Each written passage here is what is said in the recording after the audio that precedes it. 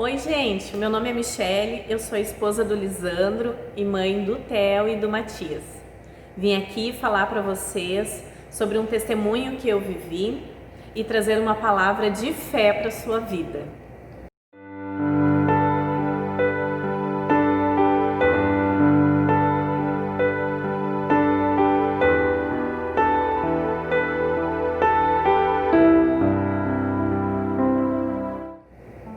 Bom, em 2018, no dia 23 de abril, eu perdi o meu bebê. Um bebê que eu gerei até os 9 meses, mas naquele dia eu não senti ele mexer. E eu fui até o hospital e lá o médico falou que não havia mais batimentos cardíacos.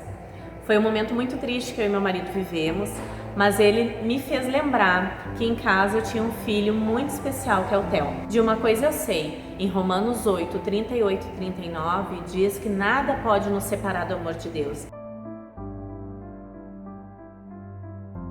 E tenho ainda mais convicção quando leio Isaías 55, 8, 9, que diz que os planos do Senhor são maiores e melhores do que os nossos.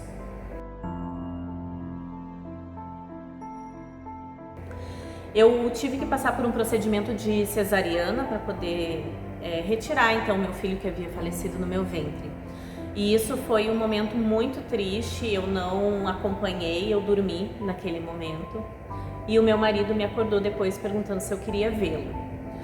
Eu não consegui pegar no colo porque eu estava bastante anestesiada ainda, mas eu pude ver o quanto ele era lindo e os seus cabelinhos pretos, apesar do momento triste. Lembro que naquele dia eu recebi as visitas da minha mãe, que foi me levar conforto, e dos pastores Edmilson e Luciana, e da minha comadre Grace. Lá no hospital, o pastor Edmilson pôde me levar uma palavra que me trouxe muito conforto e que é uma verdade absoluta que está na Bíblia. Que o dia mau chegaria e que eu precisava estar revestida das armaduras do Senhor, conforme está descrito lá.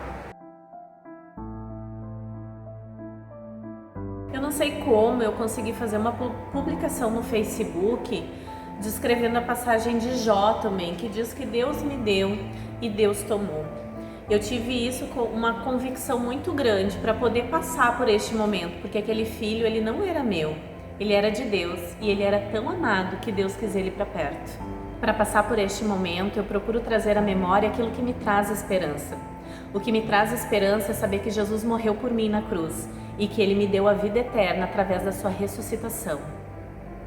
Um dia eu vou encontrar Atos, porque eu irei ao céu e lá Ele estará.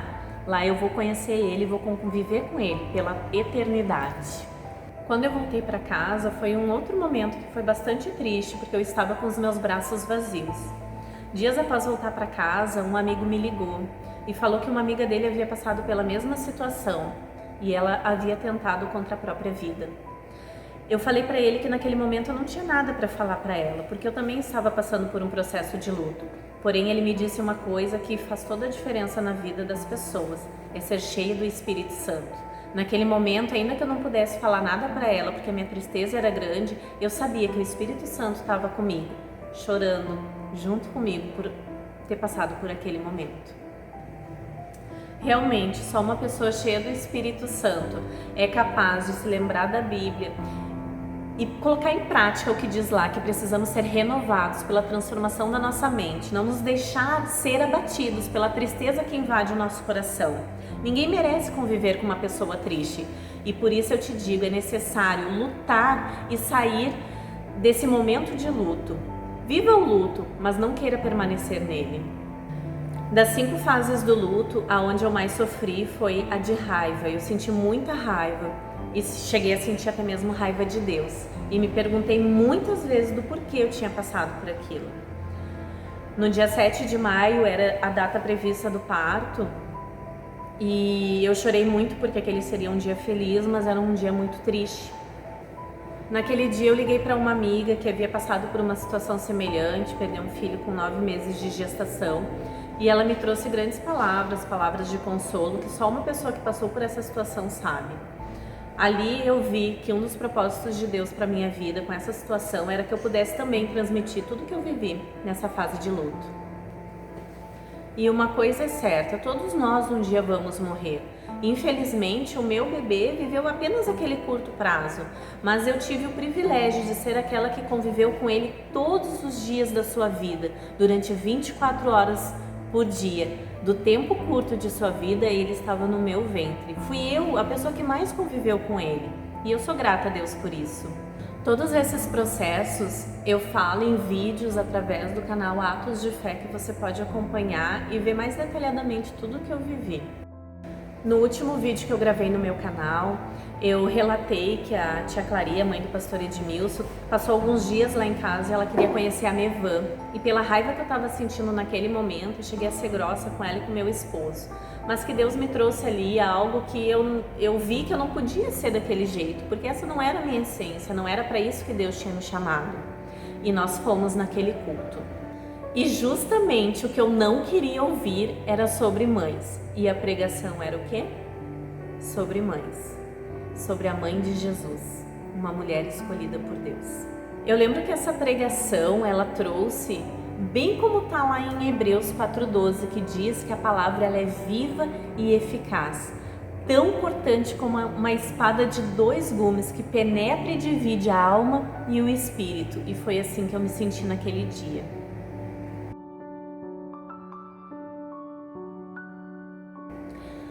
O título dessa pregação era Maria, mulher exaltada por Deus. E ela tinha tópicos como: para que geramos, o que geramos, como geramos. No final daquele culto, foi feito um apelo para todas aquelas mulheres que não podiam ter filhos. E a diferença na minha vida não é que eu não podia ter filhos. Eu já havia gerado filhos, mas eu não tinha nos meus braços. E eu queria ter meu filho nos braços. E eu fui quase que voando lá para frente para receber aquela oração.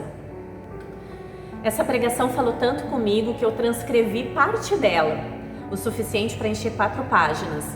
Cada versículo que tenho gravado e transcrito falou muito comigo, e só não fiz o restante porque eu cansei. A pregação era muito grande, eram quase 2 horas, mas falou demais comigo, o suficiente para eu crer que eu podia gerar novamente e que eu teria o meu filho nos braços. Uma das frases que mais me impactou naquela pregação foi que eu não posso esperar de nenhum pregador a vida que só Deus pode gerar em mim. Então eu precisava de intimidade com Deus, porque filho é gerado na intimidade de um casal, e eu precisava de intimidade com Deus para gerar um filho, de acordo com o propósito que Ele tem. Depois daquele dia, eu procurei ter intimidade com Deus, fazendo um estudo de todas as concepções realizadas através de um milagre de Deus na vida de mulheres ditas até então estéreis. Existem 7 concepções milagrosas descritas na Bíblia. Muitas vezes eu me perguntava se Deus queria que eu tivesse realmente mais filhos. E eu posso te dizer com toda a convicção que Deus quer que você tenha filhos. Porque na palavra dele diz: crescei e multiplicai-vos. Não existe nenhum relato na Bíblia onde Deus ele não quer que as pessoas tenham filhos. Durante este tempo, Deus me mostrou que o propósito para o qual eu queria ter esse filho, ele estava errado. Eu queria ter um filho para preencher um vazio que eu tinha no meu coração e na minha alma. Mas o vazio da alma e o vazio do coração só podem ser preenchidos pela presença de Deus, pela graça do Espírito Santo no nosso viver. E por isso eu decidi buscar mais e mais da presença dele para mim, porque senão eu não ia conseguir alcançar objetivos que era de gerar filhos. Minhas orações se baseavam em 2 versículos a partir de então. Lucas 1:37, que diz que nada é impossível para Deus.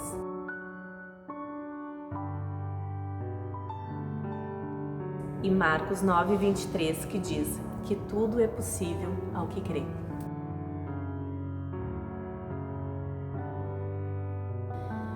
E chegou outubro, 6 meses após a perda do meu filho, a minha irmã teve o privilégio de ter a sua primeira filha, a Selena.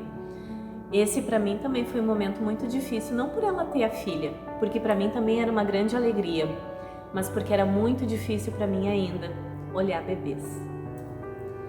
Mas eu fui com toda a força, com toda a fé, ver e contemplar a beleza da minha sobrinha afilhada Selena.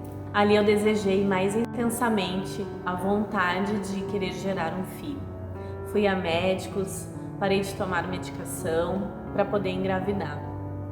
E isso me custou muito, porque não aconteceu tão logo quanto eu esperava.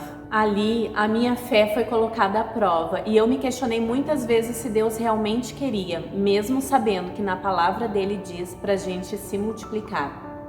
Se você deseja, ore e creia, mas lembre-se, os filhos não são somente gerados no nosso ventre, os filhos são gerados também no coração.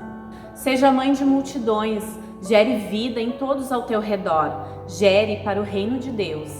Eu encerro este vídeo falando que para gerar um filho é necessária intimidade. Leia a palavra de Deus e busque nela a verdade que você precisa para ter ainda mais fé. Atos de Fé é o nome do canal e se você quiser assistir os vídeos que já estão postados lá, está descrito aqui embaixo. Compartilhe esta mensagem, se inscreva no canal da Casa Church. Um beijo. Que Deus abençoe.